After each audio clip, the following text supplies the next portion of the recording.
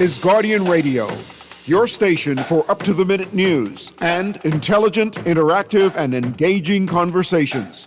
96.9 FM. The views and opinions of the hosts and guests are their own and do not necessarily reflect the views of the management and staff of Guardian Radio.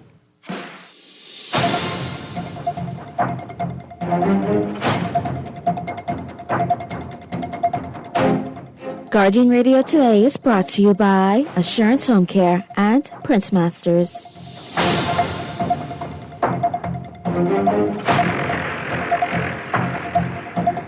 And welcome to another edition of Guardian Radio Today with your host, Pastor Dr. Cleveland W. Eneas III, also known as Kahun Anku Sarah.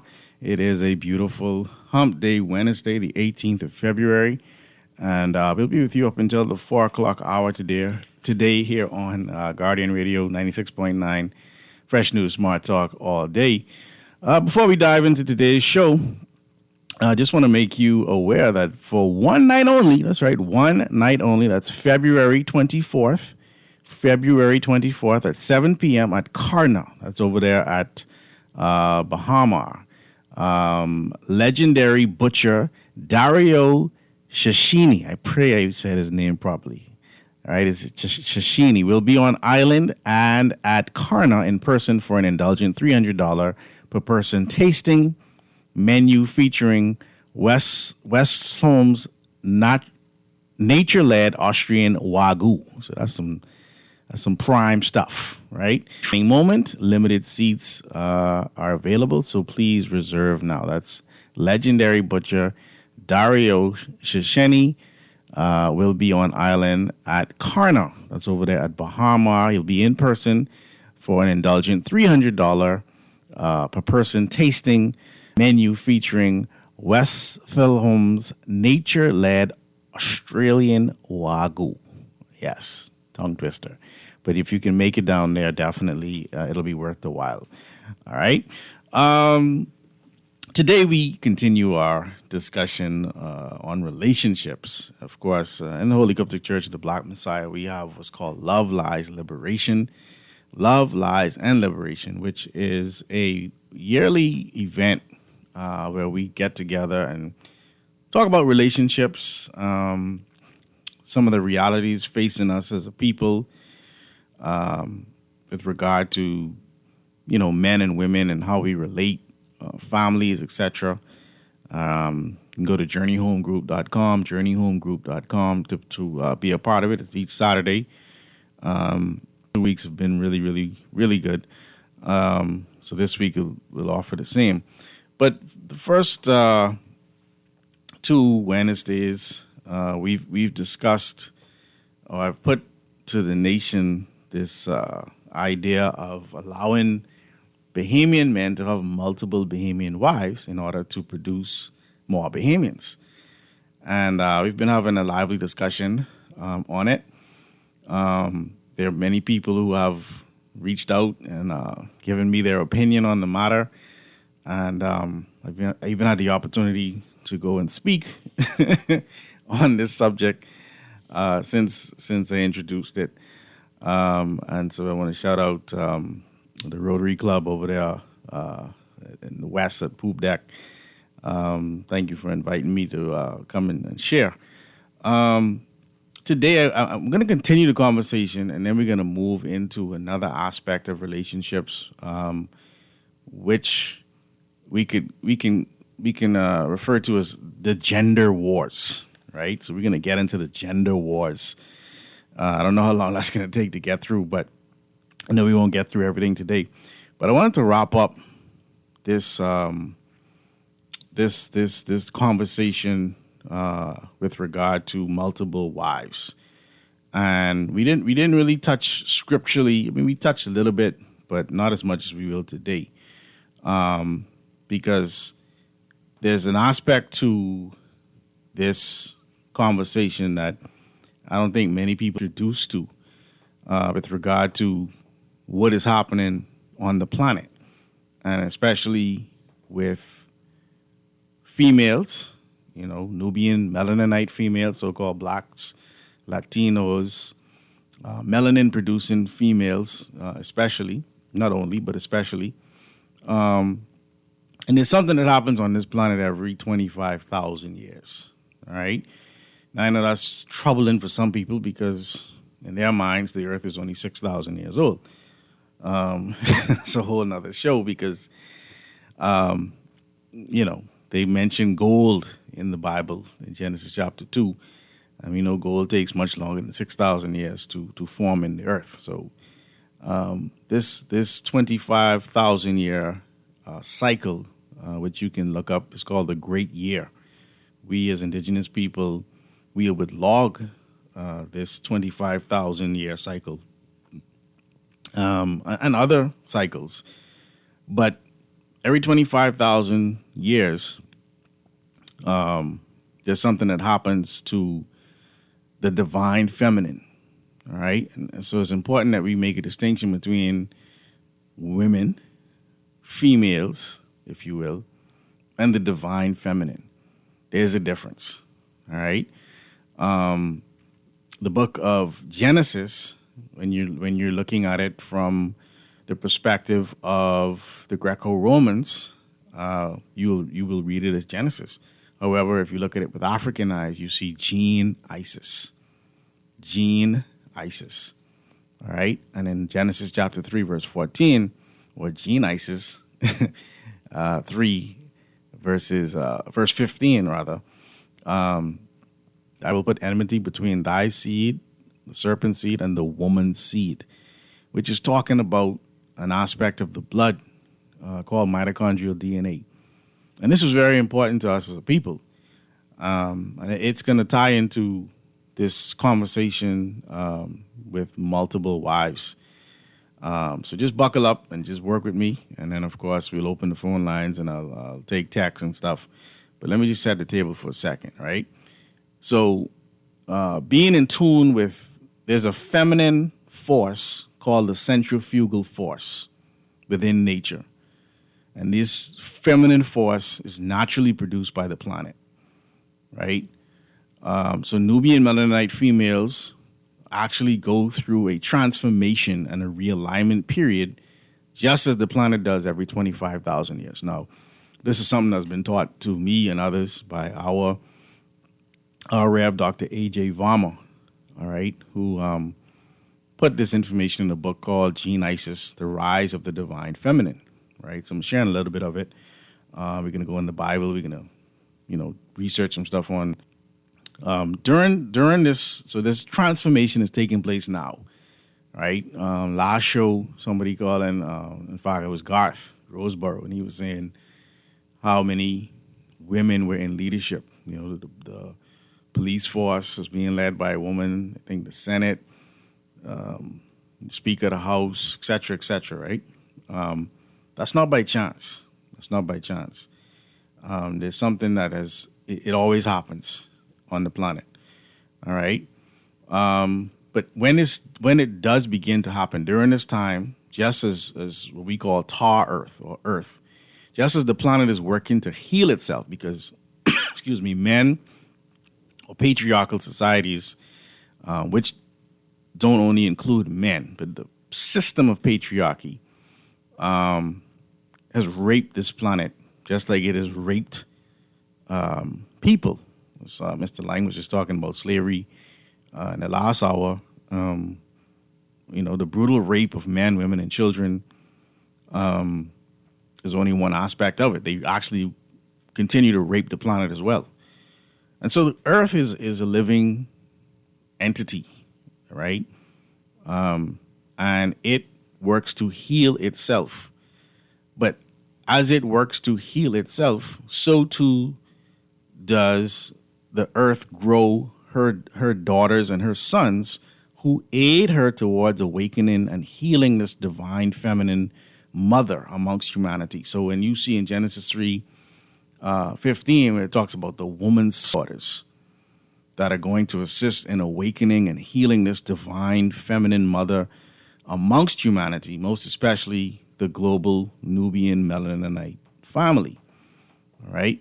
Now, as we're in this period of healing right now, it's important that Nubian Melaninite females, and of course those who are of that blood seed, the sons, the brothers, the husbands, the daughters, the mothers, the fathers, that we have to be given the correct information concerning original ancient African or Tamaran practices, rites, precept rituals in order to guarantee that this healing process will take place, and more importantly, that the global Nubian Melaninite family shall be able to gain the full benefits which it offers, namely full liberation. So I heard the conversation with Mr. Lang, and they were talking about this idea of swearing to the king his heirs and successors forevermore. And that's another show, but part of the full liberation is to be able to self-identify. All right. Part of that liberation is to be able to actually be able to control your destiny without having to swear to anybody or swear allegiance to another group of people. All right. And so it is that while these Nubian Melaninite or black females are in the process of transformation, you will surround yourselves with people who are like-minded. So this conversation is not going to resonate with everybody. However, for those that it does resonate with, there's places where you can learn more about this type of information so you don't feel crazy. Because I know there are some people who information and they're like, this is what I've been waiting for. There are others who say, man, there's mine. That's crazy, right? Well, let's be aware of the fact that this time that we're in right now, there's a great alignment. All right. In the book of Revelation, chapter 8, it talks about there being silence for the space of a half an hour in the heavens. Right. Some people jokingly say that that's because men get to have an half an hour before women. So it's silent. Right. But all jokes aside. Right. This great alignment, actually, it began in and around the year 1970. 1962, but officially 1970. And this alignment is such, and it continues until the sun, our sun, aligns with the center of the galaxy or the black hole of the Milky Way. All right. Now, I know some of this is really foreign to some people, but there are alignments that are taking place. All right. And there is a black hole at the center of our Milky Way, and that alignment taking place. And that alignment is affecting this planet and is affecting the children of this planet, right? So the galactical central or the center or the Milky Way is where there's something called a universal serpentine or spiraling energy. All right. So if you look on the medical symbol, right, doctors wear what's called a caduceus. Right, these snakes that are climbing this pole, if you will.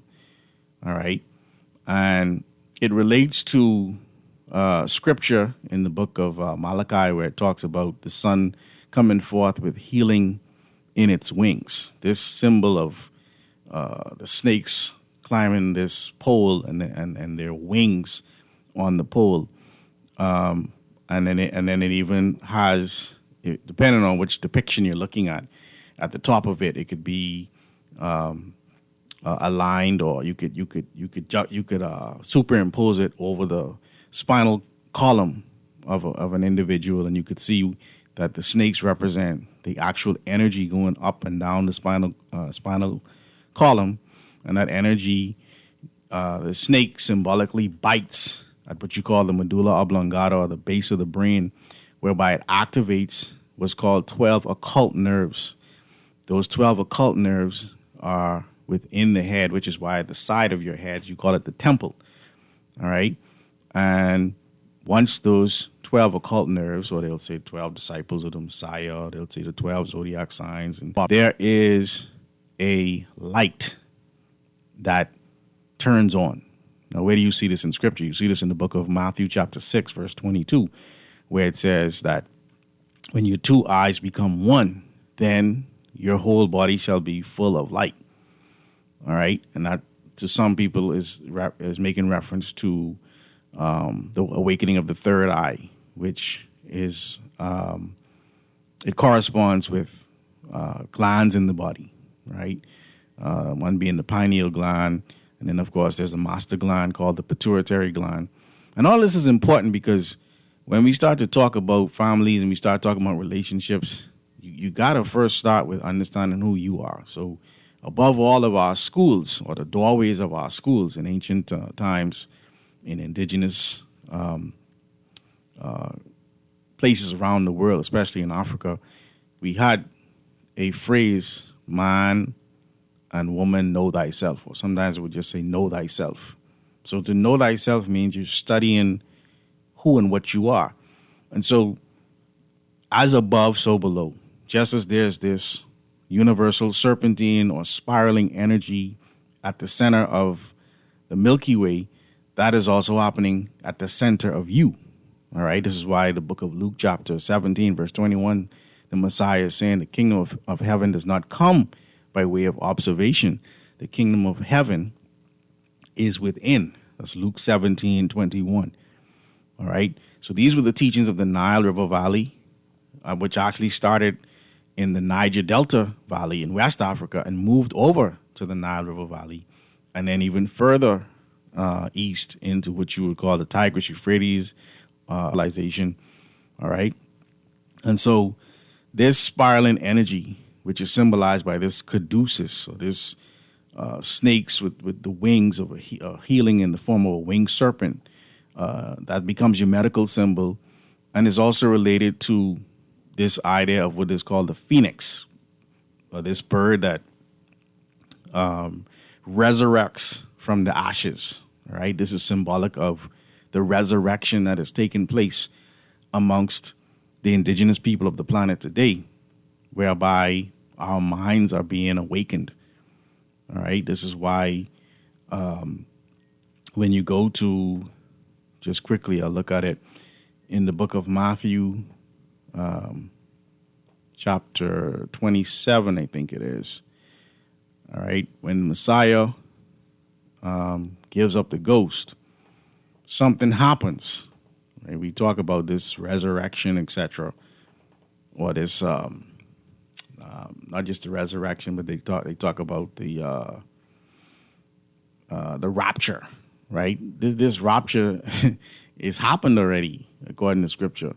Not that through a resurrection, but the way it's being taught by the Greco-Romans is very confusing. The word rapture is not even in Scripture, right? But in Matthew 27, I'll start at verse 45. It says, now from the 6th hour, there was darkness over all the land until the 9th hour.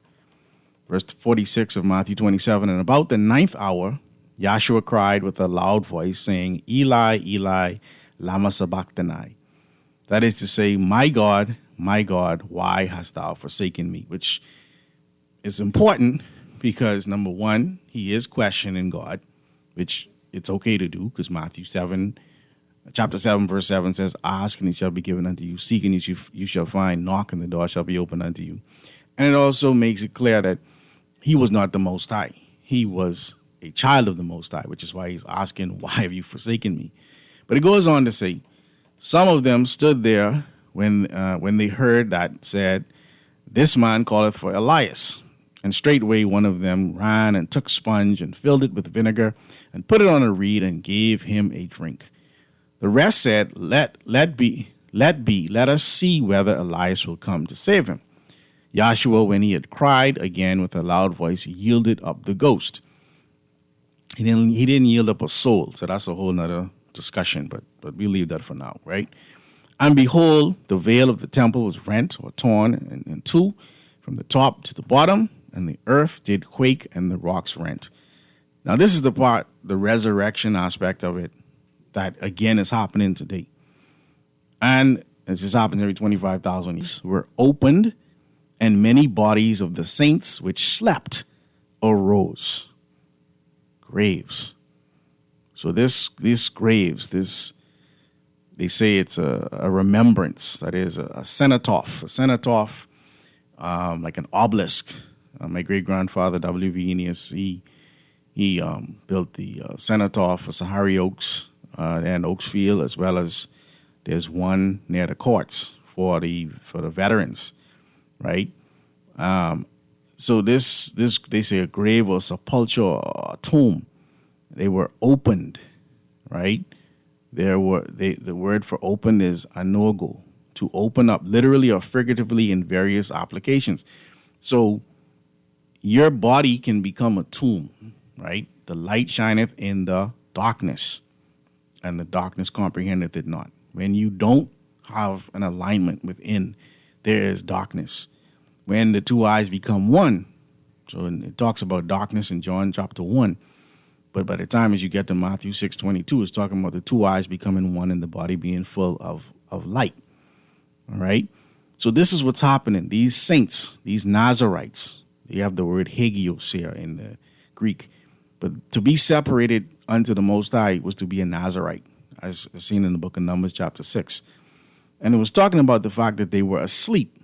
All right? This word komeo, you hear the word coma, to put to sleep. That is, reflexively to slumber, figuratively to decease, all right, sleep or be dead. So you can still be walking the earth and you can be asleep. You can be in a deep sleep, as it talks about in the book of Isaiah, chapter 29. And if I read verses 9, all has to, again, tie into the conversation of multiple wives. Isaiah 29, verse 9 says, "Stay yourselves and wonder. Cry ye out and cry. They are drunken, but not with wine. They stagger, but not with strong drink." So even the people who ain't going to the club, even the people who don't drink, who don't smoke, who don't take drugs, they too are drunken. The word for drunken is the word shakar, which is another name. So we have drunken of the wine of the wrath of a fornication, as the book of Revelation chapter 17 talks about. And we've become drunk. For the Lord hath poured out upon you, Isaiah 29, now in verse 10.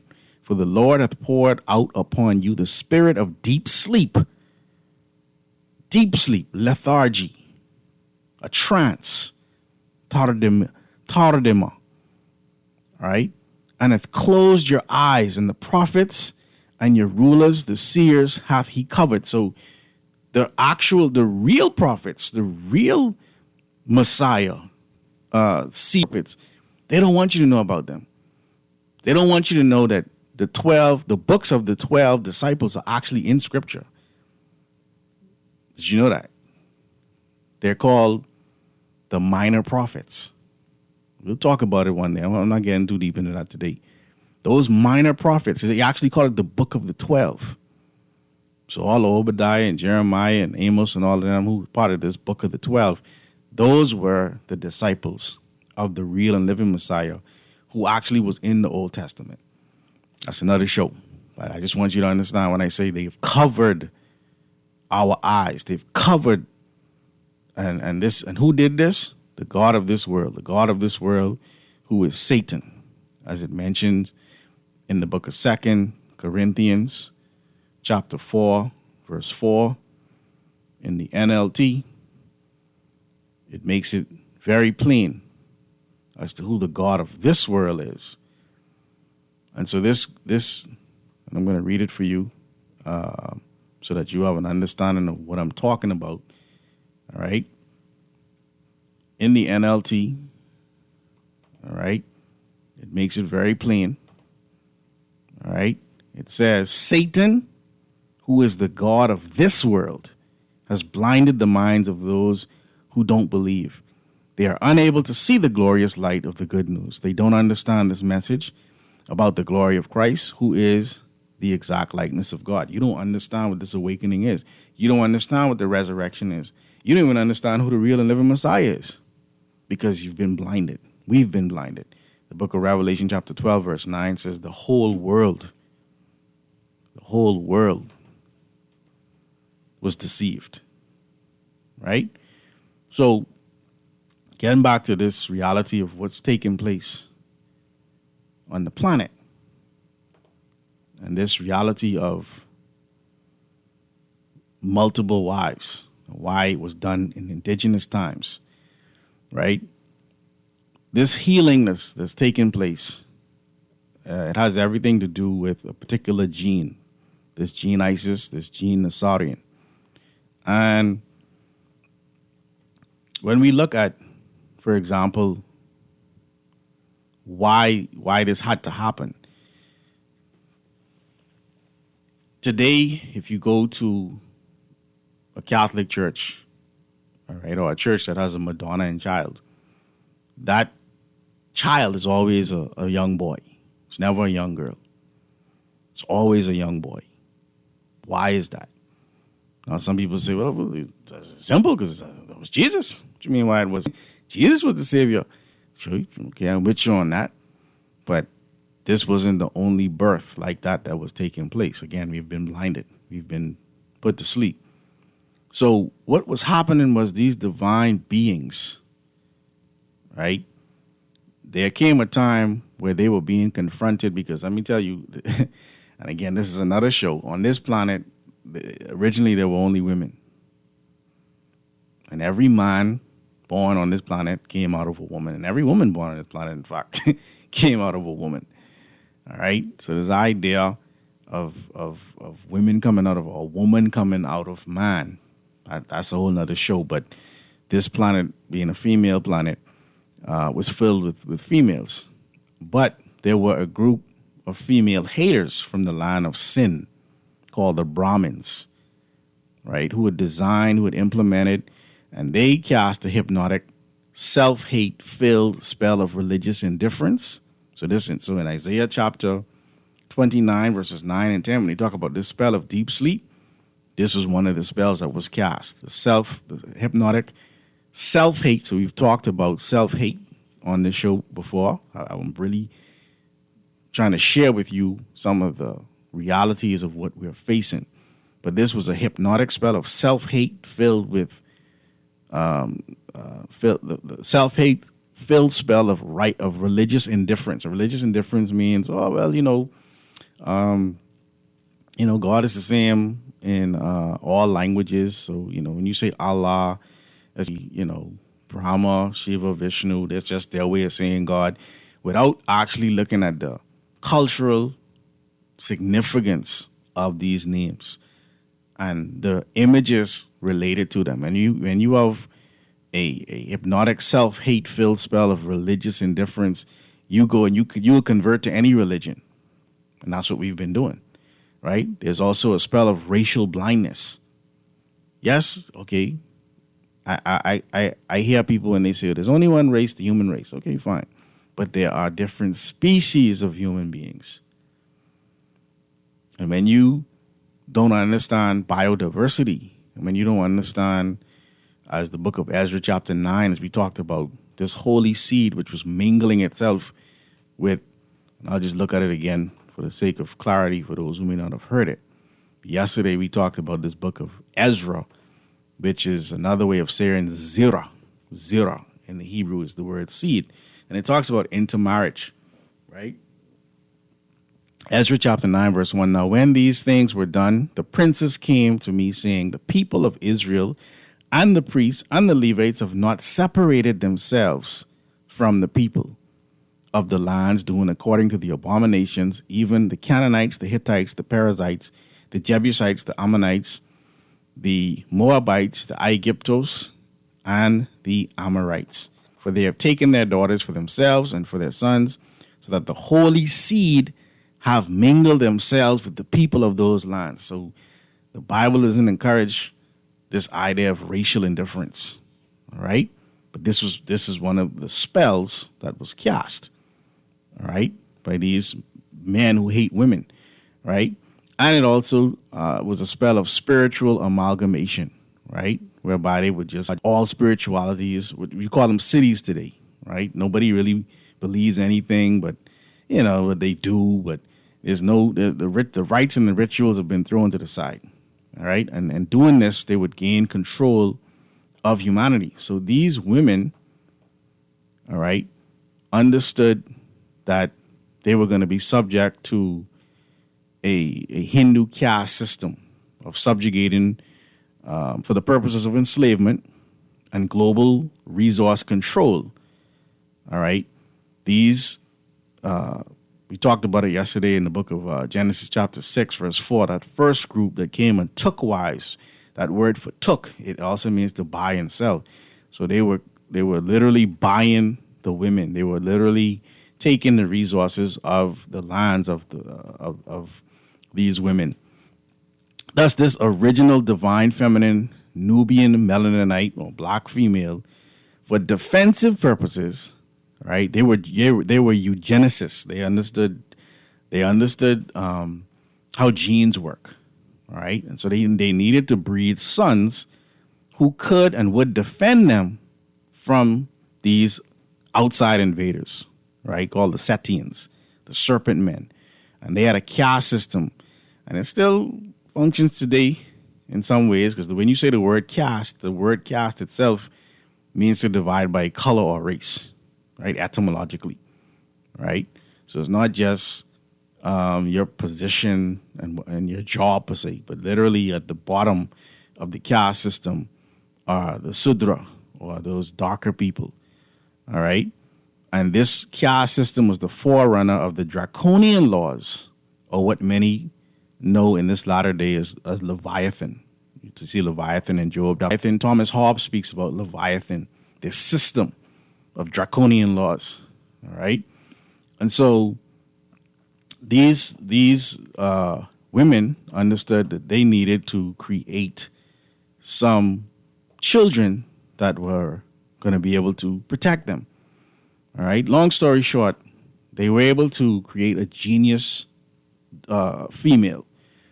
All right. They were able to do that, but they needed to create a genius male. And this genius male would have what's called an active third eye. Or Matthew chapter 6, verse 22 says, when the two eyes become one, then thy body will be full of light. All right. So these divine feminine mothers, they worked always in order to maintain harmony and balancement by ensuring that the gene Isis, this particular gene, was firmly affixed within the genetics of every ruling Melaninite tribe. So when you talk about the three groups of 12 royal tribes of Ishmael, of Israel, of Midiani, while we talk about Abraham and having three wives, we don't talk and the importance of the blood of the women, the importance of Hagar's blood and Sarah's blood and Keturah's blood. They were a part of this gene Isis, so he was making sure that his children would tie in to this gene Isis bloodline, or the seed of the woman, as mentioned in Genesis chapter 3, verse 15. All right? And once they understood that they needed now to create more boys, now the conversation goes towards multiple wives. We're going to take a break here on Guardian Radio today. I'm setting the table. We're going to open the lines up in a bit. But I want to make sure that this conversation ends on a note where we can scripturally atone or be at one scripturally. So it's not a frivolous conversation by any means. We're going to be back after this. Keep it locked.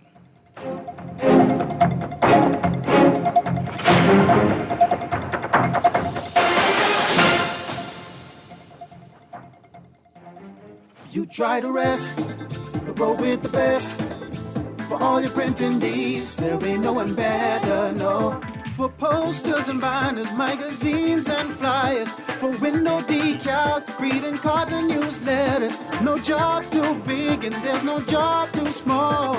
You name it, we can print it, just give us a call. Let Printmasters bring your masterpiece to life. Located in the Nassau Guardian Building, telephone 302-2361. Always on the go? Missed the show? Guardian Radio talk shows anytime, anywhere on Spotify and YouTube by searching Guardian Radio 96.9 FM or by entering the name of your favorite show. You can also listen by logging on to GuardianTalkRadio.com and clicking on the podcast tab.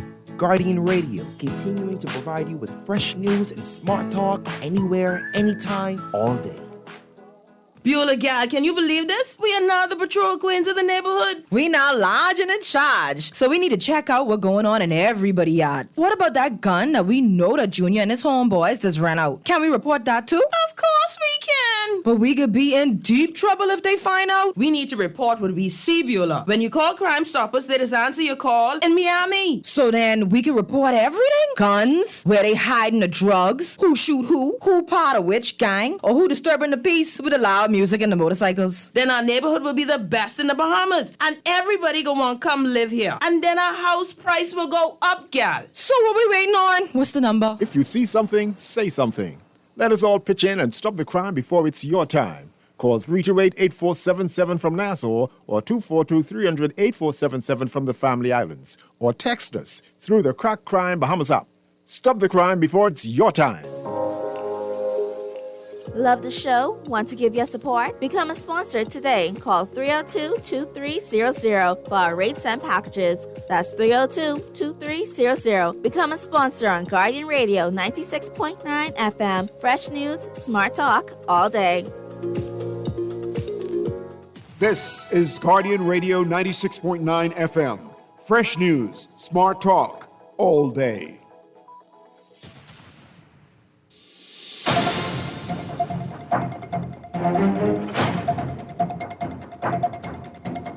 And we're back here on your host, Pastor Dr. Cleveland W. Eneus III, also known as Kahun Anku Sarah.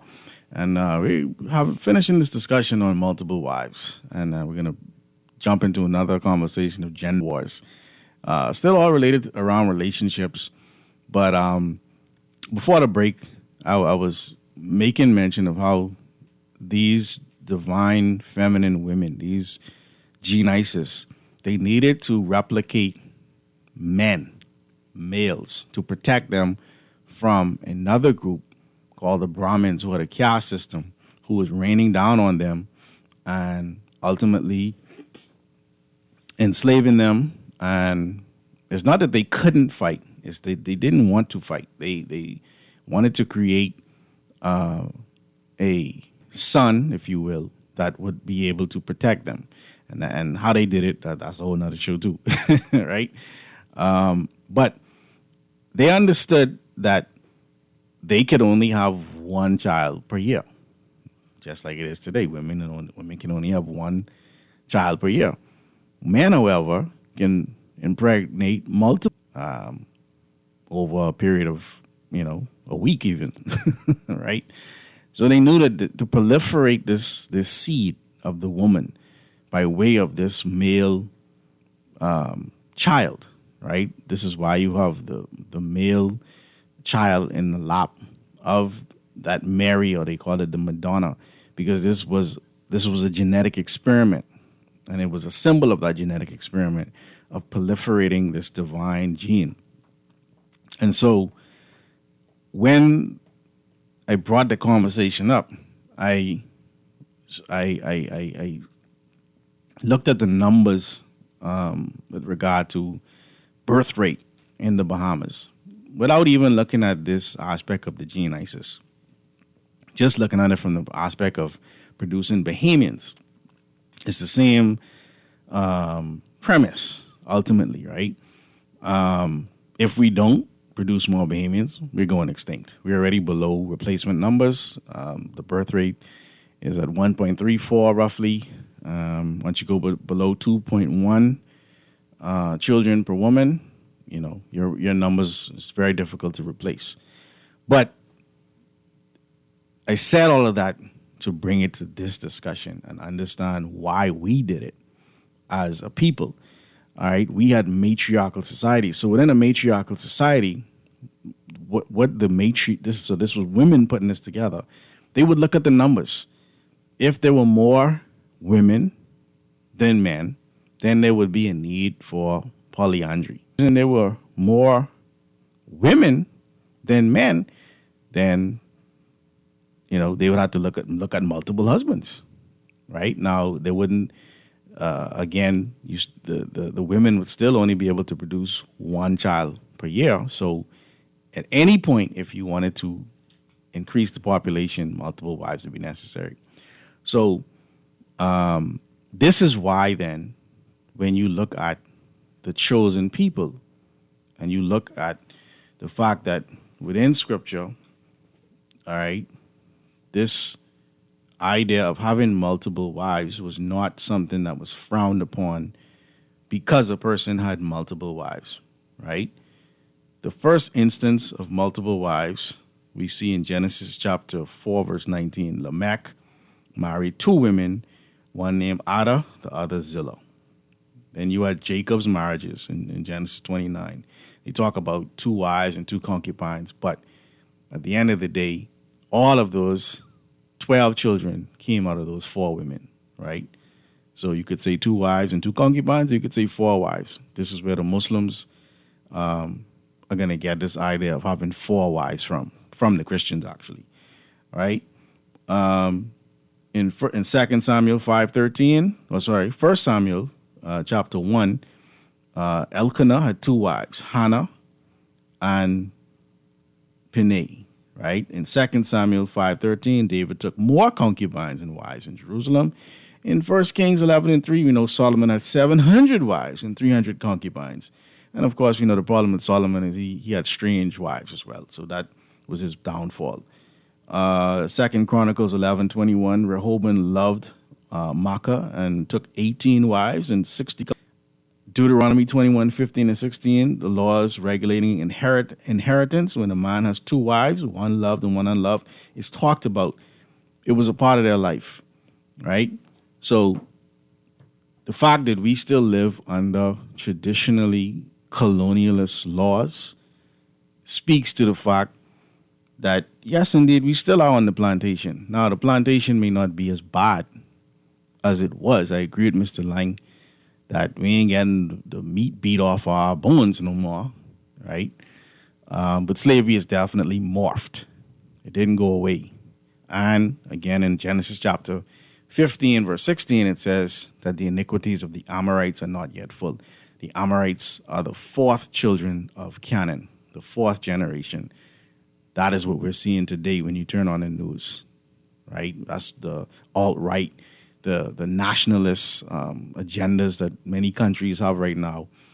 It's coming out of this prophecy that was in Genesis chapter 15, verse 16. Of course, Genesis originally was the book of Bereshith, the African book of Genesis.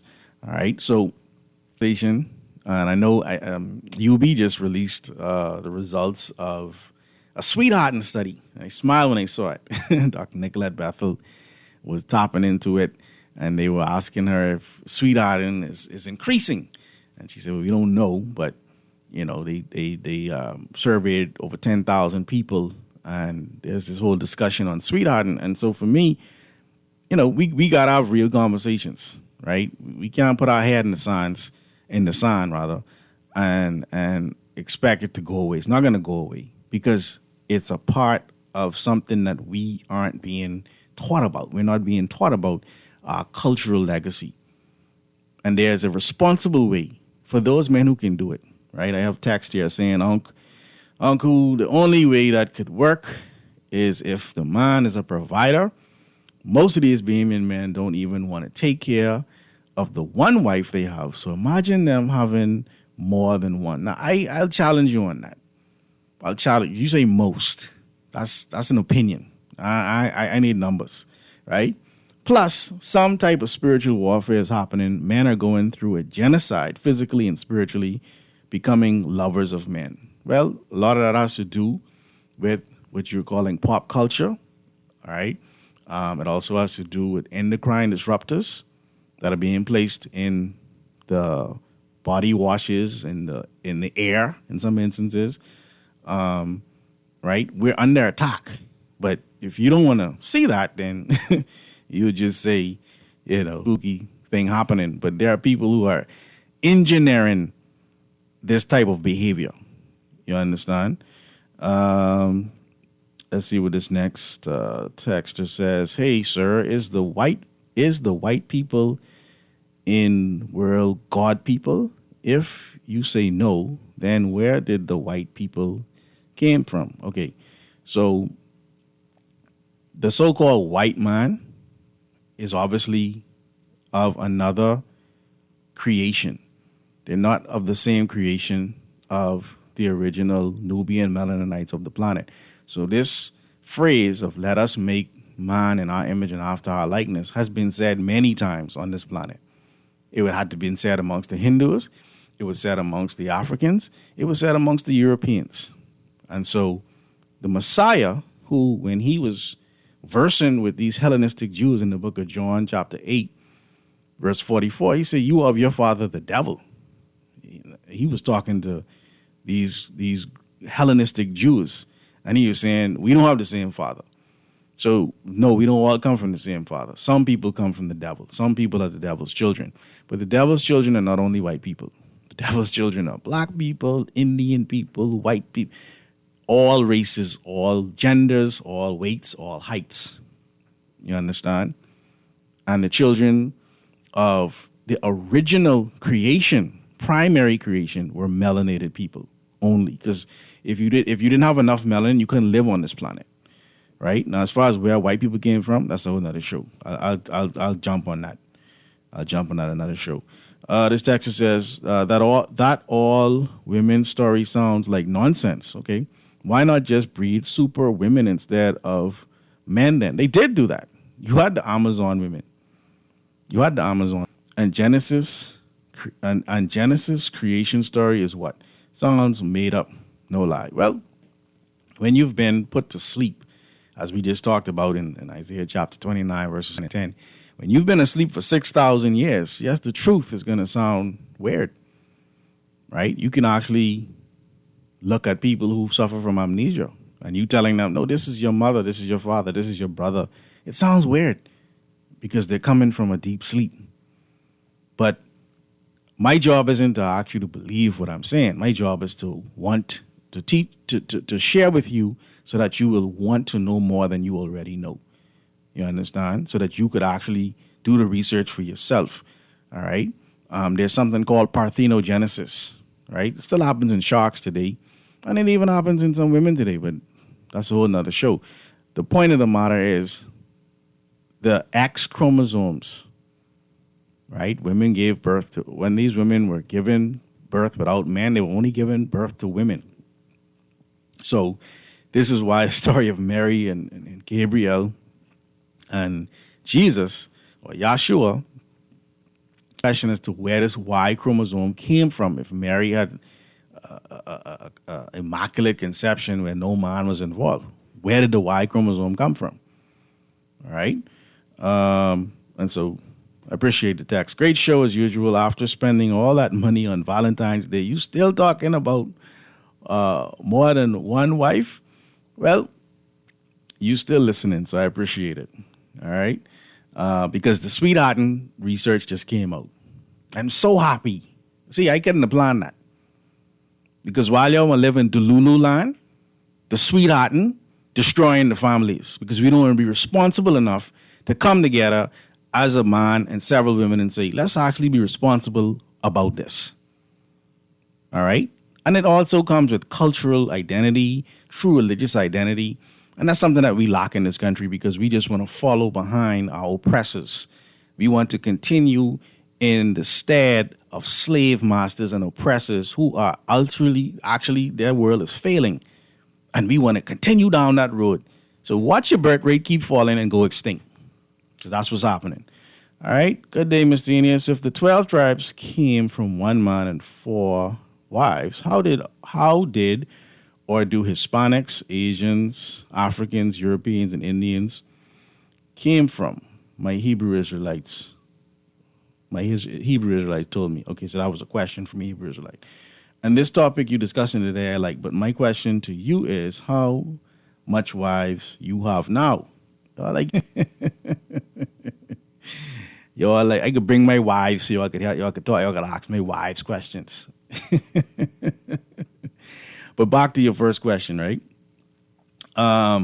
You said how did or do Hispanics, Asians, Africans, Europeans, and Indians? So this is why the church has to embrace science, right? When the Bible says to ask, seek, and knock in the book of Matthew chapter 7, verse 7, that word seek is the root of the word science. Science means to seek, right?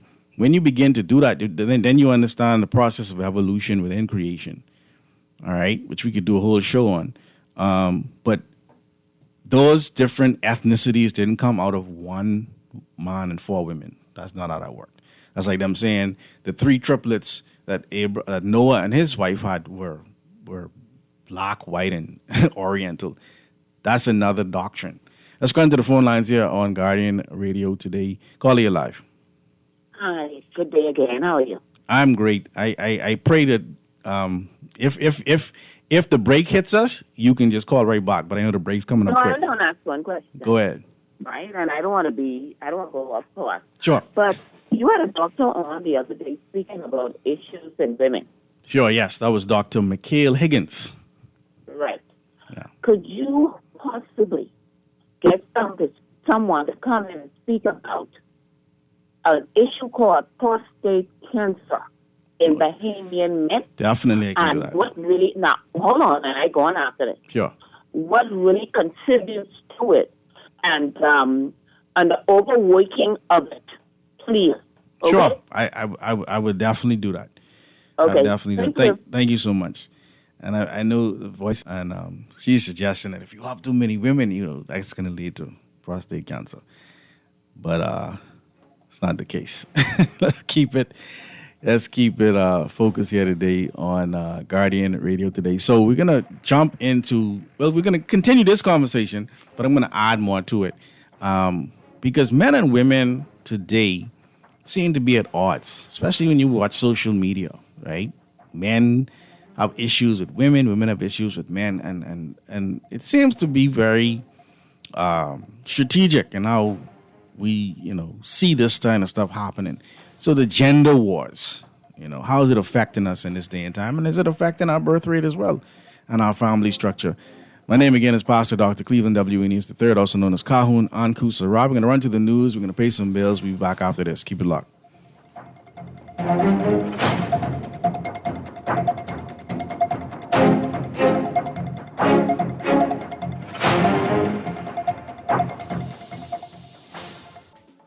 This is Guardian Radio, your station for up-to-the-minute news and intelligent, interactive, and engaging conversations.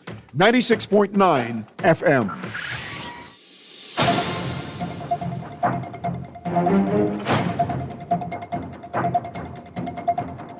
And welcome back to Guardian Radio today on 96.9 Guardian Radio. I am your host, Pastor Dr. Cleveland W. Eneas III, also known as Kahun Anku Sarah. Before we dive back into the show, again, we want to remind you that one night and one night only, that's February 24th at 7 p.m. at Karna. That's over there at Bahama. Legendary butcher Dario Shashini will be on island at Karna in person for an indulgent $300 per person tasting menu. Westhelme's, I'm butchering that word. All right. Nature-led Australian Wagyu, right? This is a true VIP dining moment, limited seats. So make sure you reserve now, all right? Because you don't want to get left out, especially if that's your thing, right? That Wagyu. I've never had that, but I heard it's pretty good. All right. The nature-led Australian Wagyu. All right. That's what the legendary butcher Dario Shashini will be on island preparing. You get to taste it, you get to meet him, get to talk to him. I'm sure maybe some of the chefs or people aspiring chefs may want to get in there to get some tips. But that's for one night only, February 24th at 7 p.m. at Karna over at Bahama. So make sure you check it out if that's something that you are interested in. So we've been having this discussion on relationships, on family, on multiple wives, etc. And I wanted to add something to the discussion. Going to open the phone lines in just a second. But it seems as if there's like a gender war going on, right? And tell me if you agree with me or if you see what I see or if you don't see what I see, and that's fine too. But there's something going on where, men and women in many instances are at odds, right? A big part of a subconscious reality as to why in some instances women maybe not trust men or are disappointed is because when we were being enslaved, we could not protect them. They were being dragged off, they were being raped. We were being dragged off and being raped, right? We couldn't protect us. And so there's that lingering sentiment of, well, he can't really protect me. And especially the black man, let me say that. The black man can't protect me. So I know my wife, and I've heard other friends of ours, we talk about the fact that when they were children, they were told, well, you got to, make sure you can get a good white man. You know what I'm saying? He can protect you financially. He can make sure you got some pretty babies with pretty hair. A lot of women have heard that, right? But it goes even further now. So you had that experience, and then you watch what's happening on television, on social media, and it's a proliferation of this idea that, of course, the Kevin Samuels conversations was a high value man and was a high value woman. You know what I'm saying? Like we're at odds, right? And so I want to dive into that. But let's go back to the phone lines here. 323-6232, 325-4316, 325-4259, and the Family of Violence, 242-300-5720. That's, of course, toll free. The Guardian Radio text line is powered by BTC. That's 422-4796. 422-4796. The standard text rates do apply. We're also streaming live on GuardianTalkRadio.com. And we're on Cable Bahamas 969 or BTC Flow Channel 612. Caller, you live. Dr. Anku. Hey, how you doing, man? I'm okay. Great. I hope that lady will call back. I have one or two answers for her question. She is concerned. Yeah. I appreciate your knowledge that you are educating the public at large, but it seems like this country is still consumed with politics. Oh, yeah. That's never going to change. Rather than, to me, something is as important as a biblical knowledge. And this is why I'm promoting all men, please connect yourself biblically. Because while we talk to politics, the social ills and the social dilemma is still going to be here when the politicians collect their big, hefty pension. Having said that, in my career, I've been dealing with men for more than 40 years. And we have these discussions and among men, lawyers, doctors, accountants, etc. So I have a good knowledge of what's happening in this country. Yes, sir. Proper good afternoon to you. I agree with you with two premises, and I disagree with you with two. Sure. I would agree with you there is a gender war. But you must understand this point of view. This began from within the garden. The beginning when God created man from the dust in his image. Okay. I believe that Satan, Lucifer himself, was angry with God, that God put man over him. And this is why he seduced the women. And as a result of that, I often say to my sisters when I see them, I said, you look so angry, you look so down, regardless of how much and how well you did in your career. You're still empty because one thing God never did, give you headship. I think this gender war is over headship. And you have about 50% of the men being emasculated in marriage, in their house, have no voice, can't make no decision because of a gender war. And guess what? This is being promoted by some pastors to create this. They like this dilemma. Now, going back to your topic I disagree with you with, Solomon. Right. A fool. You say Solomon's a fool. Had all those wives. Right. And still there was an emptiness inside. He went back and he asked God and he told God that there was a lack. And God told him he lacked wisdom, knowledge, and understanding. And I just can't comprehend why they call him, and then turn around and warn his son about the strange woman. That take me now to the sweetheart. Right. The sweetheart, Solomon then warned his son about the sweetheart, the strange woman, whose mouth dripped like honeycomb. But at the end, she is better. She is like wormwood. This is what we face, and this is what the College of the Bahamas, or UB rather, did their research on. Yeah. This is what they did. I believe I am sticking into the Bible. He then make a fool out of himself, then turn around, but his son asked his son not to keep sweetheart, looking for the strange woman. King Ahab was King Solomon was a fool. King Ahab was a fool, married Jezebel. Jezebel ruled him like a wimp. Never was, she was never satisfied until God sent the prophet Elijah to deal with her. And she even run the prophet Elijah. That strange woman. That's the sweetheart. Then Samson was another fool. I mean, you're saying, Because, you know why he's saying that? Because this just speaks to the type of women that are being, so chosen. Samson was a fool. So I agree. You could pick the wrong woman. He was told. No, you said it best yesterday, the strange woman. Yeah. But the pastors don't want to talk about this strange woman. Yeah. Who deceive you, who deceive you, like the Kardashian them. Mike Tyson went to jail, but the strange woman. Yes. R. Kelly is in jail because of the strange women. May God come here, and he destroyed this place. I don't know who invited him in this country. So this thing is right before our eyes. Yeah. Right before our eyes. They're attracted to materialism. And this is why I disagree with you with multiple wives. I would go to the book, I think I'm not too sure, either Timothy or something like that. Husband, love your wife. Stick to your one wife. So let me ask you this. So and I'll say this.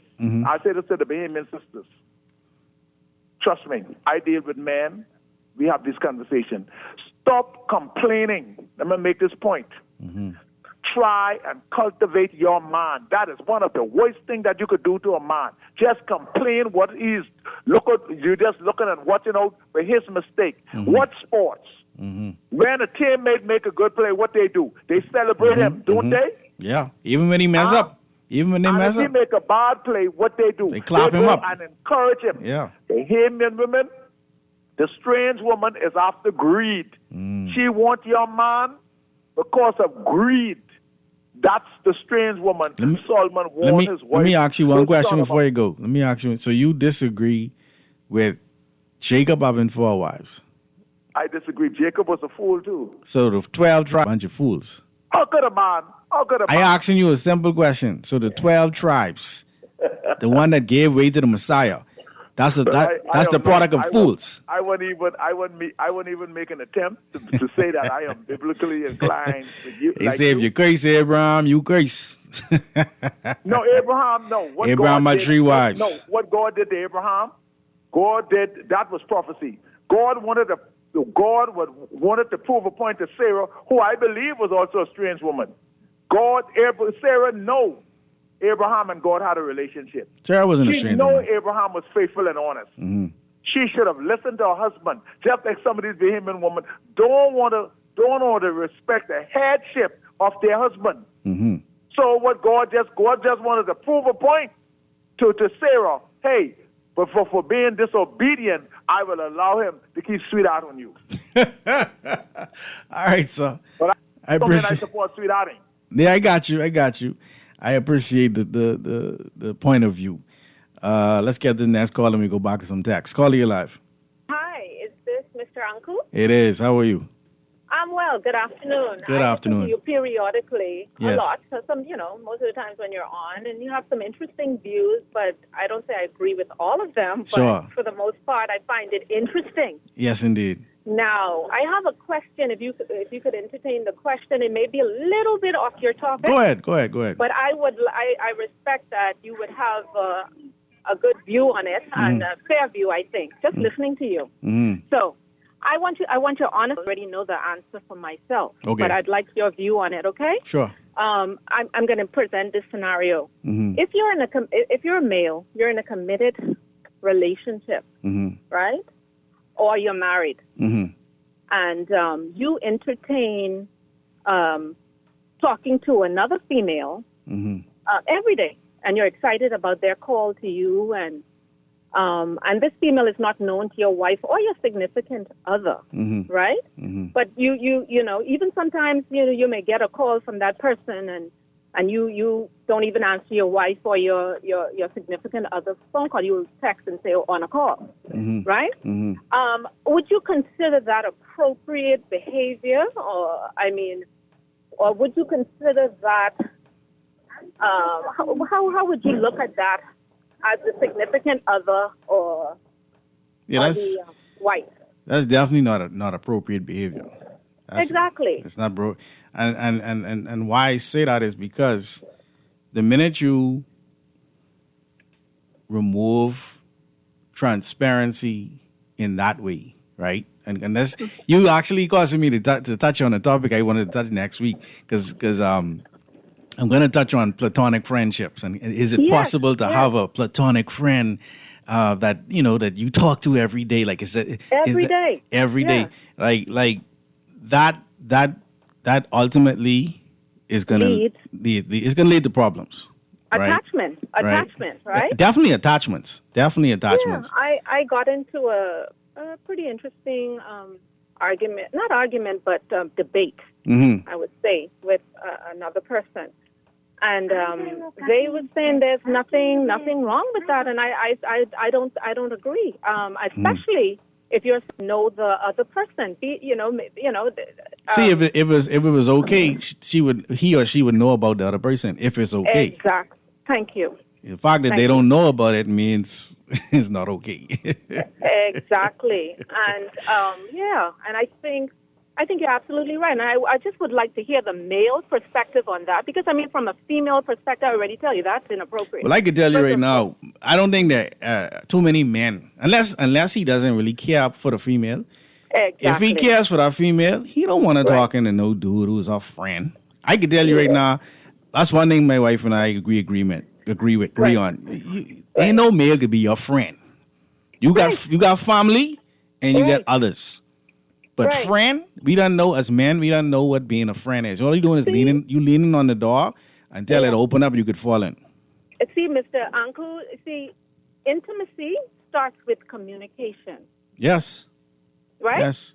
So obviously, if you're having a conversation with someone that your significant other or wife does not know, there's an interest somehow. I'm sure you ain't talking about basketball or baseball, right? I found that very interesting. I just wanted to hear maybe some other male callers could call in and see and put their, what they think about that. Yeah, and we're gonna do a show on it as well. But definitely, just the short answer is that's problems. Thank you, Mr. Uncle. It opens the door. I think in Hebrews it says, you don't. It's a saying, or basically it says, you don't open doors for foolishness, right? Right. It leads to attachment. When you start having a conversation, especially, people say, oh, you could have a friend of an opposite sex and just be friends. Yeah, but if your significant other or wife don't know about it, problem. Yeah. Stop it. All the friends I have, like female friends, I may talk to them like twice a year. Right. You catch up. But I grew up with them, but every day, that's much. No. I'm excited to get the call. Yeah. Problem, right? You walking up. Thank you. Thank you, Mr. Thank you for the question. Honest. Yeah, man. You. Yeah, man. No problem. Yeah, and so this idea of platonic relationships, a crisis in the making. That's a show we're gonna do. Matter of fact, I'll do that next Wednesday. Platonic relationships, a crisis in the making. I can leave that there for now and take some more calls. Call you live. Uncle, good afternoon. Good afternoon. How you doing, man? Uncle, I am so happy the previous caller has raised that question. Yeah. Let's put this thing into perspective. It seems men get accused for so many myriad of things that happens in relationships. Yeah. But women are equally or even some of them are even worse than some of the men out here because they're doing all manner of things. They smarter than us. They do it better than us. People sweep these things under the rug when it comes down to them. In fact, when there is a problem in a relationship or a marriage, you'll find 9 times out of 10, society tends to wonder what is it that the man did to create this scenario. Of course. It's our fault. You know, and it's really sad. You know, most men, and I want them to call in and tell the truth because we keep on hearing the women's side of it, but the men's side tend to be silent. Why? Because they want to portray that they're mucho macho, that they want to keep their business silent. They don't want no one discussing them or whatever. But these things must be revealed. The sad part about it is, in most of these relationships, do you know that most men have to battle with their woman with the cell phone? Yeah. Listen, that's a test. I see these people on social media telling people to switch phones, and you watch people sweat blood. They have a battle between getting the attention of their woman and the cell phone. I think right now, even though the cell phone is a blessing, it is a bigger curse when it comes down to relationships, especially in the hands of those who are not disciplined to understand that the cell phone cannot and should not take the place of their partner. Of course Most partners are dismissed or pushed aside when it comes down to the cell phone. Wow. 1. 2, a man inside the home, he may have lost his job. And he's out there struggling to find work. And I'm not saying all women. Right. But most of them push that man aside, start blasting him, start degrading him, start demoralizing him. With why you don't go out there and go try to find a job? And you don't know the man's struggle. Yeah. He might be out there trying. It's set up so much now where they are so female focused that a man, it seems it's more difficult for a man to go there and find work, unless it's manual labor, unless he has to toil under the sun and burn himself up to find work. Right. It's ridiculous.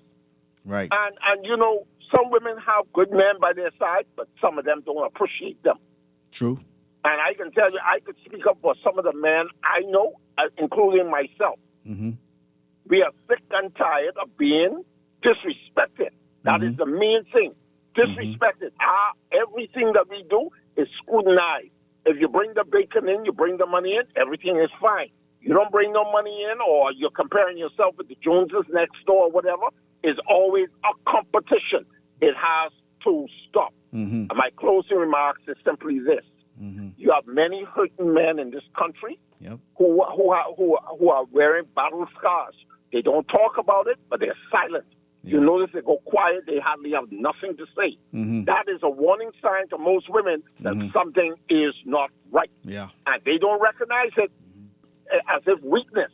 But we have to fix the situation with the battle. And that's what I'm going to term it, the battle between the role of the traditional man and the role of the traditional woman. Let's bring balance back into the conversation. Amen. Let's find healing. Let's find peace, and let's rebuild our families. Thanks for taking my call. Amen. In the book of Isaiah chapter 4, verse 1, it says, "In that day, 7 women shall take hold of one man, saying, we will eat our own bread and wear our own apparel. Only let us be called by thy name to take away our reproach." So many instances, there are men who, because they have the money, the women will hang around, but Lord help if you don't have that money. And if you ain't one of them women, don't get mad because I ain't talking about you. But if you are, do better. Do better. Let me take some text and then go back to the phone lines. Let me just make sure I get some of these texts so they don't say I ain't reading them. Good day. We heard enough of this. More than one wife fool. Jealousy will kick in and we want you started off first. Well, jealousy is a part of monogamy. So we shouldn't have monogamy either, right? Right? This is the lunacy that I unfortunately have to deal with when people just don't want to listen to what is being said. Move your emotions to the side for 2 seconds and understand what the conversation is about. The birth rate is at 1.34. You're going extinct. All right? You ain't have no one to be jealous of in a second. But thank you for listening. All right? Texas says, "Uncle, why do people promote and celebrate black liberation theology when it has roots in white European Marxism?" Dr. James Cone, right, is my understanding of black liberation theology. That's where it comes from. It doesn't come from white European Marxism. Now, I'd be happy to read whatever you want to share. But Reverend Jeremiah Wright, who actually was a teacher of the author of Our Pledge, his name is escaping me right now. Maybe someone can text it in. But he was in town a couple of years ago. And of course, Dr. Jeremiah Wright, was the pastor of Michelle Obama and then eventually Barack Obama and their children. And of course, they had to leave the church when the presidency came on. But that aspect of white European Marxism, just send me some more information so I could look at it. I'd be happy to look at it. This text says, I sent the Leviathan a sea creature. I thought you said that the superwoman used the Leviathan when they decided to produce men. No, that's not what I said. Leviathan in Job 41 is a sea creature. But if you look up Thomas Hobbes' Leviathan, it talks about it as a system. It's a system as well. Oh, Lord, they send me paragraphs. LOL, the Bahamas light-skinned men ain't into taking care of nobody but themselves.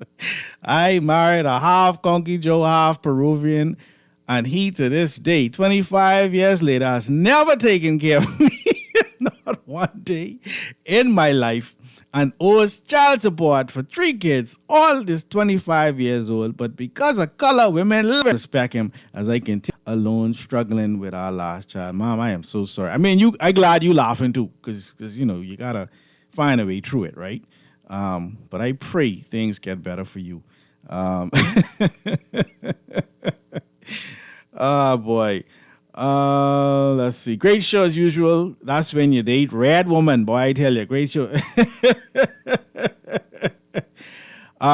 Great show as usual. Let's see. Do you realize having more than one wife is bigamy, and that is highly illegal? Yes, I do know that in the law you cannot be married to the state. You can't have 2 wives and be married to the state. But we're talking about the laws of the Most High. Yeah. So I can stick with the laws of the Most High. Question: if men are allowed to have 2 wives, do you think that this would solve sweethearting issue in the Bahamas? See, so it could, but I'm not just saying grab 2. That's why I ended the conversation on the reality of why they were doing it. They were proliferating a type of behavior, a divine behavior. So we got to get that in order first, right? But I do think it would help, right? Because if a woman, just for example, there are many reasons why people have sweethearts: money, lack of attention, etc. But if you have a team, if you have a well put together team, there's no reason for you to go out there. All right. Good afternoon, Uncle. I'm having a good laugh today. Very interesting topic. Please invite your cousin Gabby on one day. And no, I ain't got no problem with that. I ain't got no problem, man. I ain't got no problem with inviting Gabby. I can work that out. What we talking about? This? Tell me what you want us to talk about. Let's go back to the phone lines here on Guardian Radio today. Caller, you live. Yeah, how you doing, man? Hey, man, how you doing? I'm well. Okay, great. I'm enjoying the conversation. I just want to say 1 or 2 quick things. Sure. In the Bahamas, this is not so much only geared towards the Bahamas. Right. I think in the Bahamas, we have a lot. I'll tell you what I mean by when I say that. Mm-hmm. It seems as though in other parts of the world, specifically also in America, women are now becoming more aware that men are becoming more aware. Mm-hmm. Okay? A lot of the sisters here, they go after careers. They go after the education, the money and everything.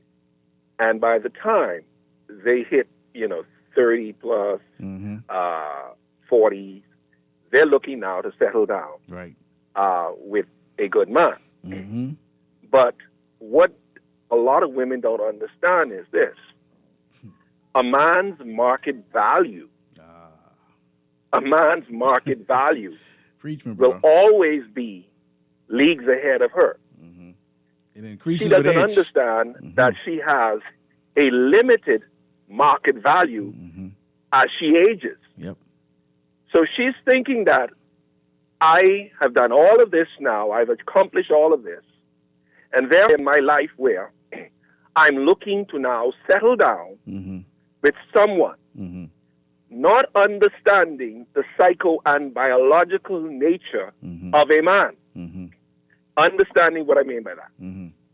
As we get older as men, I would say a good 80+% of us are looking to stay youthful, not only physically, but mentally, but emotionally. And I don't know if you have in recent times, or most men or women themselves, taken a look at what a 38-year-old, 40-plus woman looks nowadays. And I don't mean that as an insult. Right. I just simply mean that the market value as a woman gets older, she, even though she thinks she has everything, most men are no longer looking to be in a position or with someone that's 40 plus. A man can produce and continue to produce offspring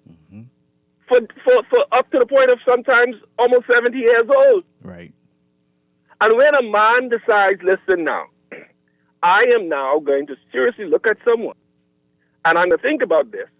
Do you really think a man who in his 50s are now considering a woman in her 40s to say, okay, I have gone through all of that in life, therefore now he's looking for that young thing that could keep his mind, his body, his spirit in a youthful format. Right.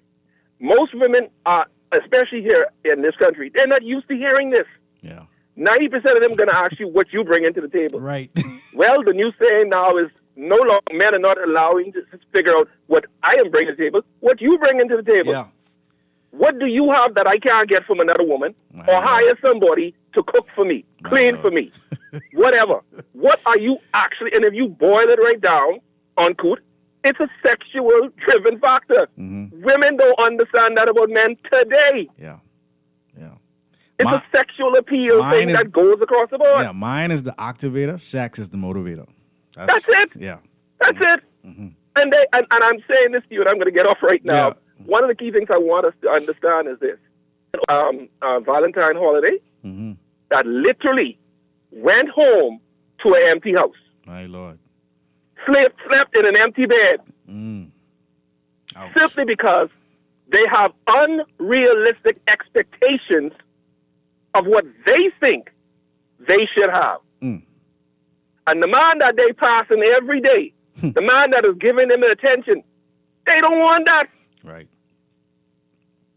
They don't want that. And that is sad. Yeah. And I'm going to tell you right now, as a Bahamian man, that's why a lot of us are looking in other directions, other countries. Wow. That's why we're going to South America. That's why we're doing all these different things. And they hate to hear you say that. Because the reality is they are living in a dream world. And it's as simple as that. And I hope they wake up soon. I pray so too. Appreciate the call, my brother. A lot there was said, and I hope you got from it what you needed to get from it. Let's see, some of these texts start flying in. Hi, Uncle. I'm confused by Dr. P, who always talks about the Jezebel spirit. He claims to believe so much in the Bible, but most of the male biblical heroes of the Bible had more than one wife. But he calls them fools. I with you, Dexter, including God's chosen. And if it wasn't for multiple wives, Jesus wouldn't have been born. Y'all figured that one out. Tell dude, news flash, a woman in her 40s ain't interested in them either. Uh-oh. See, that's what I mean by gender wars, right? So, and the woman in 20s don't want y'all old wash up 40 and 50-year-old men either. Child, you need a woman on your show. We happy being single. Oh, Lord. Next week we talking about these platonic relationships, a crisis in making. But this is also a part of the conversation. Are you happy being single? See, women that say they happy being single while they young and men chasing them. When you hit 30s, and then some. Now we got some women who in their 30s and 40s look beautiful. They're very beautiful. But unfortunately, some of y'all hit. If you ain't had no churn, and you're after 35, the panic button is start. The panic light has come on. Now you fighting to stay in shape to get someone attention. You understand? So you aren't really happy being single. That's a nice thing to say, but that's a lie. I don't agree with that. Based on the fact that later on you could be crying or you're going to have plenty cats. You understand? And some people will say, I'm happy. All right, leave you alone. You happy. All right, let's go back to the phone lines here on Guardian Radio today. Caller, you live. Caller going once. All right. Hello. Hey, how you doing, my brother? Yeah, I had to chime in on Goo. I enjoyed the brother the last time.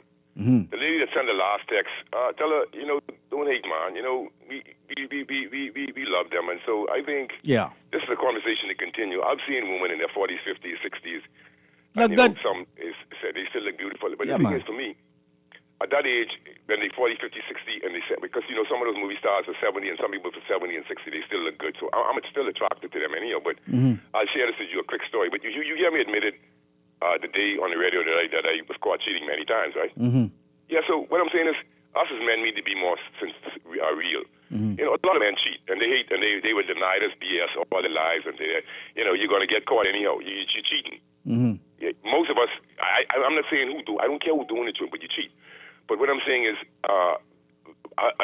for me, she said that the women them in their 40s are not interested in the old men, 40 and 56. When you saw me, I was about 59 or 60, right? Yeah. Do I look 60 to you? No, you don't. All right. So here's, I'm not bragging and showing up because I'm going to rotten and die. This flesh will be rotten and forgotten. Mm-hmm. But I had a friend, and so her mother asked to meet me, and so she met me, and then she saw me, and she said, he has a lot of the great, and this person is in their 30s, and so when her mom is in Canada, and so she saw me, and she said, he don't look 60, and she keep talking, and like she freaking out, so she said, Mommy, take your time, really. So what I'm saying is, I don't want this woman to believe, right? Yeah. 60-year-old and 60-something-year-old look mash up. Yeah. Like how they thinking, because I didn't see married women, when I run in the steps, and I bear back, my girlfriend, actually, before I married her, but I'm talking, and they didn't know that was my girlfriend. I've been on the beach, and women saying, and they looking at you. So I know women attracted to men in any kind of way, physique. Yeah. But you don't judge everybody across the board. That's like I'm not going to say,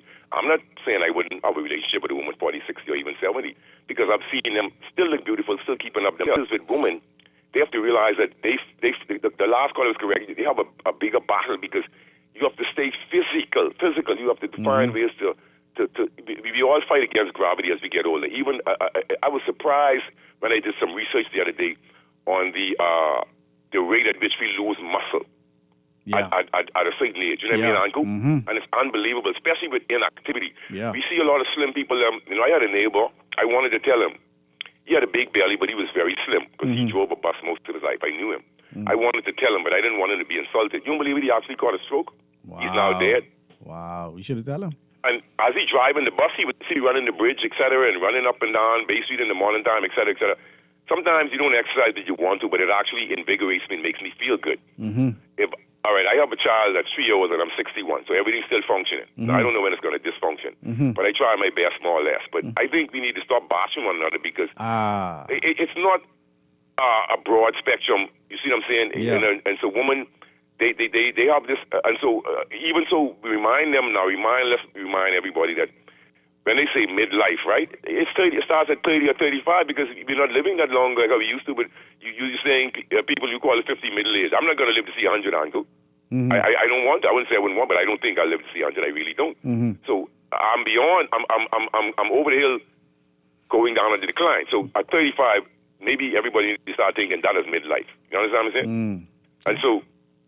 At the beginning of the show, you started to talk about eugenics. Yeah. Right? Which was, very, I know what that. So it was like racial, social biology, scientific agenda, right? That's what it became, but yeah. Yeah, and so race superiority to create a perfect human, et cetera, all of that BS. Mm-hmm. And then there was positive eugenics, negative eugenics, right? Mm-hmm. So maybe that'll be a good show one time because the book, the 1,500-page book, An American Dilemma, The Negro Problem, it actually highlights all of these scientific methods for a perfect human being. Hitler tried it, and so he was not successful because they know that we can genetically annihilate them because of the dominance of the genetic structure of the black man, right? Mm-hmm. All right. Thank you, my brother. Yeah, respect, yeah, man. Respect.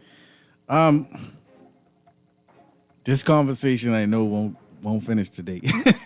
We're gonna definitely have to let this end next. I don't even know it's gonna end next week, but we're gonna keep it going. We're gonna take a break here on Guardian Radio today. Gender wars. You know, male and females.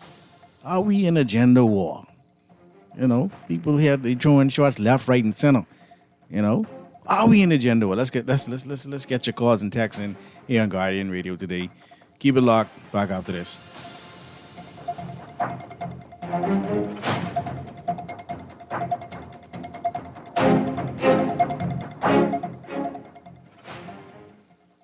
City of Miami Gardens presents JITG Music Fest. Janae Aiko, Ludacris, Ashanti, Nelly, Glorilla, LMA, Maya, Show, D-Nice and Friends, featuring WV, Donnell Jones, Case, Sunshine Anderson, and Kenny Burns, Isley Brothers, El DeBarge, Stephanie Mills, and so many more. March 7th and 8th, Hard Rock Stadium. Tickets and info at jazzinthegardens.com. Jazzinthegardens.com. Always on the go? Mr. Shaw listen to Guardian Radio talk shows anytime, anywhere on Spotify and YouTube by searching Guardian Radio 96.9 FM or by entering the name of your favorite show. You can also listen by logging on to GuardianTalkRadio.com and clicking on the podcast tab.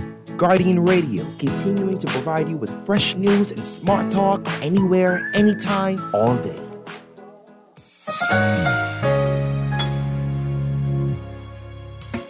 Struggling to find your financial rhythm? Make that move to Fidelity and let us help you orchestrate your financial goals into perfect harmony with free financial coaching sessions. Make that move today. Call 356-7764. Fidelity, we're good for you.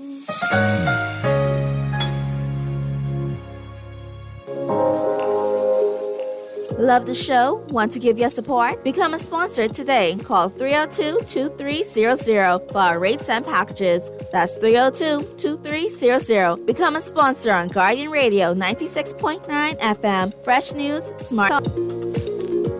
This is Guardian Radio 96.9 FM. Fresh news, smart talk, all day.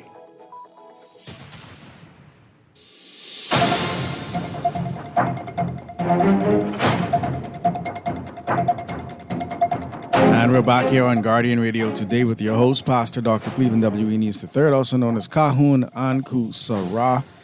And gender wars.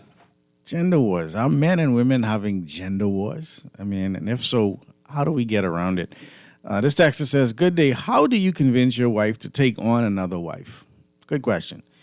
It's not so much you convincing your wife to take on another wife, right? Convince your wife to love the Most High. Convince your wife that she needs a true religious identity. Your true religious identity, your culture, that is what convinces you of what you need to do in a relationship. You understand? Because your culture is your immune system.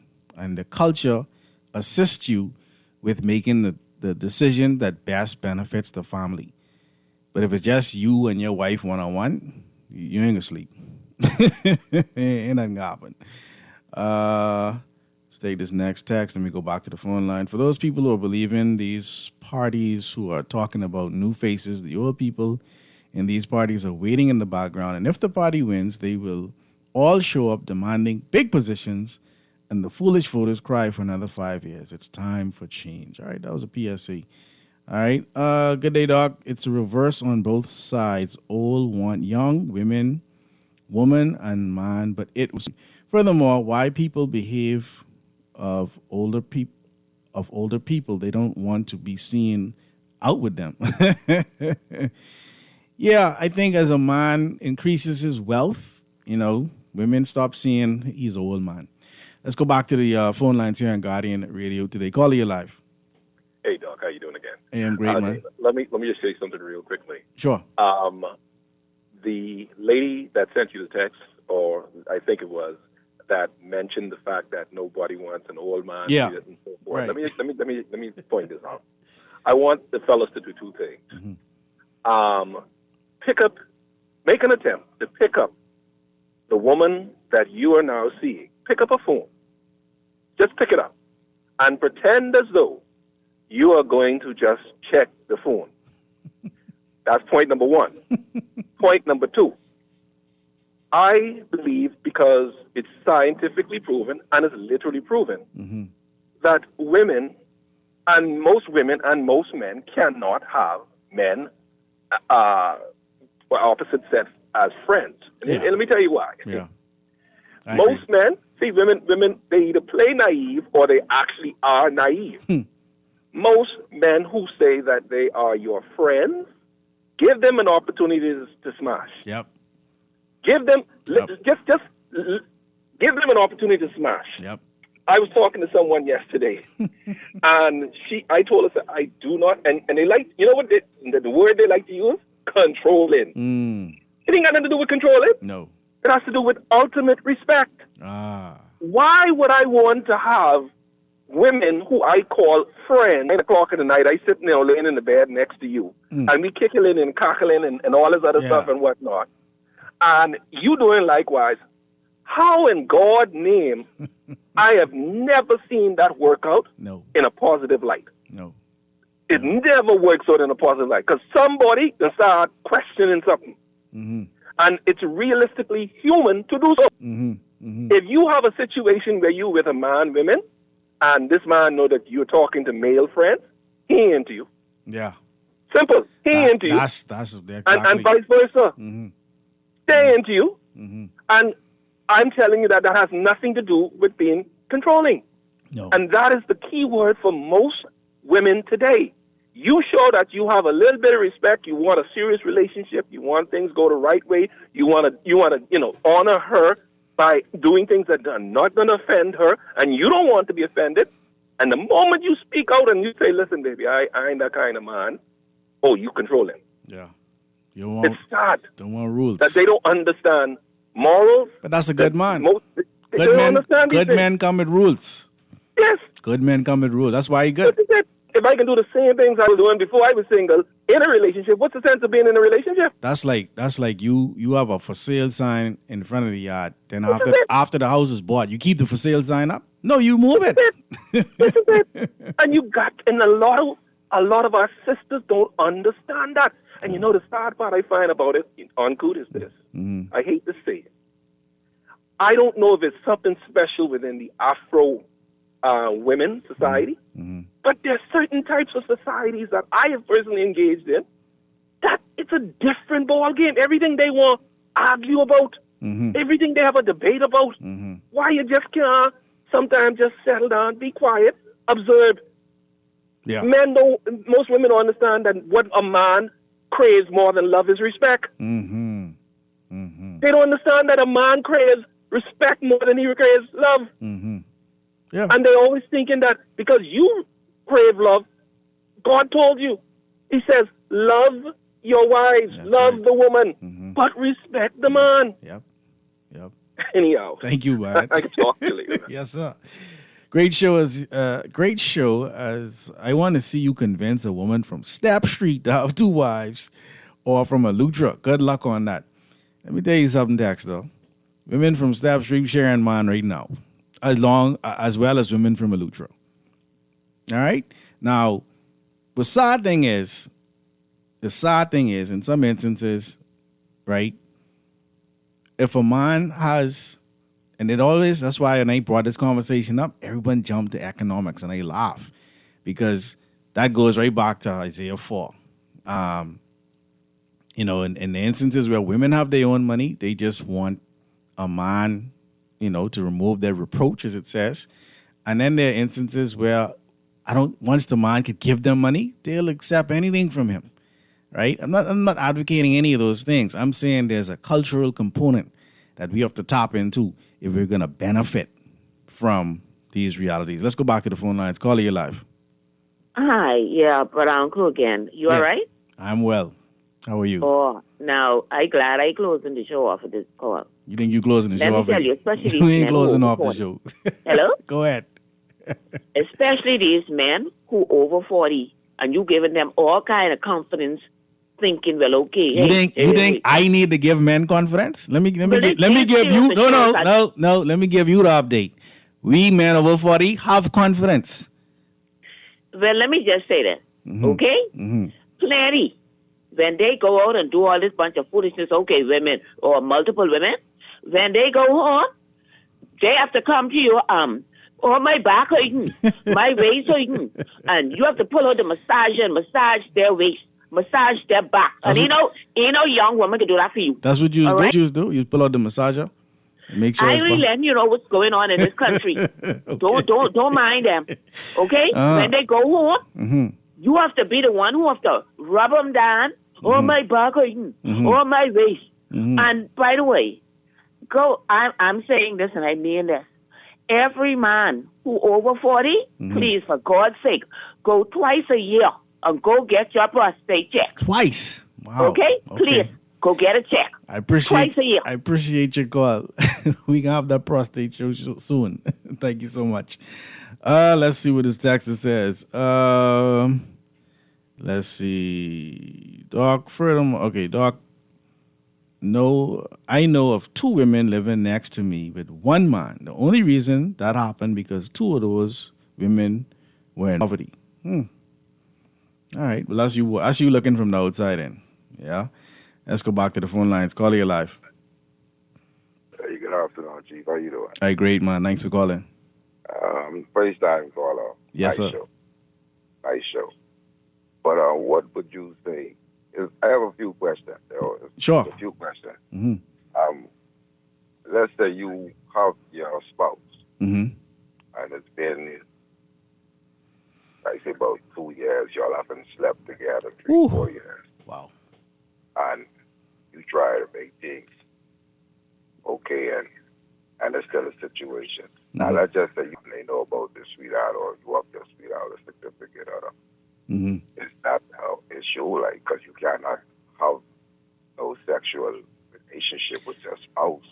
So what the problem is? I think a woman with cheating, that's one person.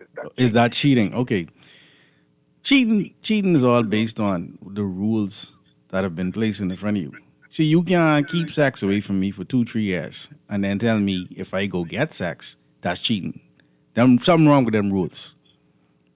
Because we got to figure out why we ain't having intercourse in this relationship. Something is wrong. Either you going somewhere else to get it, or you need to discuss, like we had the show last week with Dr. Higgins, where you have fibroids or something is wrong, and, we got to work through it together. That's different. You know what I mean? But if you just... That's one of the situations. In terms of there being a medical issue? You're saying it's a medical issue? Yeah. Okay, so in that instance, there just needs to be honest conversation. But what have you tried? Well, at the end of the day, when you're dealing with a medical issue, I would want, if I had a medical issue, for my wife to work with me for as long as possible. Now, if she say, "Oh, but I just can't wait," then we gotta have a different conversation. Either I can stick around and watch her be with someone, or I can say, "Hey, man, I understand you gotta go." You know what I mean? But I think that's what 2 people who have a friendship, in the marriage should be able to discuss. Because once you start sneaking around, then that brings a whole nother energy into the house. But it takes a responsible couple to have that kind of conversation. And obviously that's why I had Dr. Mikhail Higgins on, who helps with the fibro. When you have your show next week, I will be doing it. All right, I appreciate it, man. Yes, sir. Yes, sir. Yeah, so that's a touchy one, and it's a medical situation. I want my significant other to work with me. You know what I'm saying? Not dip out. You know what I mean? But if everything's fine and you just holding out, yeah, you asking for problems. All right. Let's see. We got some more texts here. So how come we ain't tapping into women who just want sex for sex? Well, we will. Could it be that men don't want women to chase higher education and careers because you can't attract women of that caliber? I don't know. I mean, I guess it depends on what type of man you're talking to. Women with higher education and careers, they need men too. And they don't necessarily have to have a man that has an education that is, I guess, on the same level as her. A woman with good sense, if she's finding a man who is hardworking and honest and, does what is necessary to keep the home in order, the education aspect or the education component is not necessarily going to stop her from being with that man. Now, if that's all you're looking for, good luck with that, because more women are in the universities than the men. All right? But next week, we are going to continue this conversation. We're going to open the show with platonic relationships, a crisis in making. Platonic, that's next Wednesday. Platonic relationships, a crisis in making. Can you be friends with, the opposite sex while you're in a relationship? Possible. All right, we're going to look at that and so much more next week. Tuesday, we'll see what next week Tuesday's show brings along. I have a show that I'm planning, but I don't want to until I get it locked down. But my name is Pastor Dr. Cleveland W. Enius III, also known as Kahun Anku Sarada. Talking Heads are up next, Naughty and MJ. So keep it locked here on 96.9 Guardian Radio. Fresh news, smart talk, all day. Namaste, family.